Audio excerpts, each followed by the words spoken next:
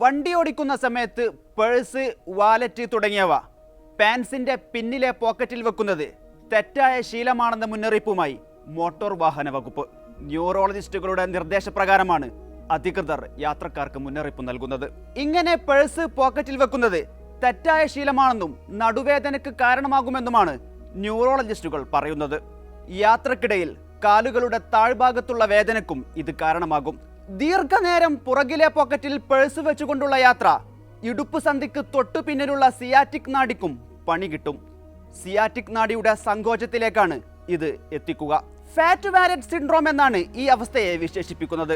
വന്നുകഴിഞ്ഞാൽ ഈ രോഗം മൂലമുണ്ടാകുന്ന അസ്വസ്ഥതകൾ ചില്ലറയൊന്നുമല്ല. നടുവേദന പോലെയുള്ള മറ്റൊരു അവസ്ഥക്കാണ് ഇത് കാരണമാകുന്നത്. ഇരിക്കുമ്പോൾ നിതംബ ഭാഗത്ത് വേദന, കാലുകളിലേക്ക് പടരുന്ന മരവിപ്പും വേദനയും എന്നിവയെല്ലാം തന്നെ ഫാറ്റ് വാലറ്റ് സിൻഡ്രോം ലക്ഷണങ്ങളാണ്. ഫാറ്റ് വാലറ്റ് സിൻഡ്രോം അല്ലാതെ വാലറ്റ് സയാറ്റിക്ക, പിരിഫോർമിസ് സിൻഡ്രോം തുടങ്ങിയ പല പേരുകളും ഈ പ്രത്യേക രോഗത്തിനുണ്ട്. പലപ്പോഴും നാം നിസ്സാരമായി പാൻസിന്റെ പോക്കറ്റിൽ പേഴ്സ് വെക്കുന്നത് നാം അറിയാതെ തന്നെ ഗുരുതരമായ ആരോഗ്യ പ്രശ്നങ്ങളിലേക്കാണ് എത്തിക്കുന്നത്.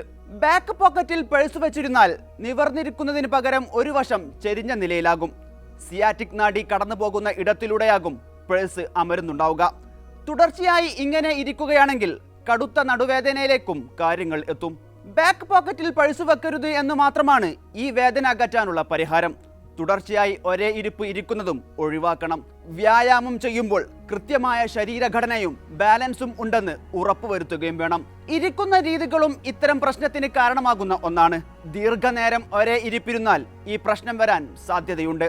ഫാറ്റ് വാലറ്റ് സിൻഡ്രോം ഉള്ളവർ ദീർഘനേരം ഇരിക്കുന്നതും മർദ്ദവുമില്ലാത്ത പ്രതലത്തിലിരിക്കുന്നതുമെല്ലാം ഒഴിവാക്കുന്നതാണ് അഭികാമ്യം. അതേസമയം പിൻ പോക്കറ്റിൽ വാലറ്റ് സൂക്ഷിക്കുന്ന ശീലം മാറ്റൂ എന്ന് പറഞ്ഞാണ് MVD ഇതു സംബന്ധിച്ച ഫേസ്ബുക്ക് പോസ്റ്റ് അവസാനിപ്പിക്കുന്നത്.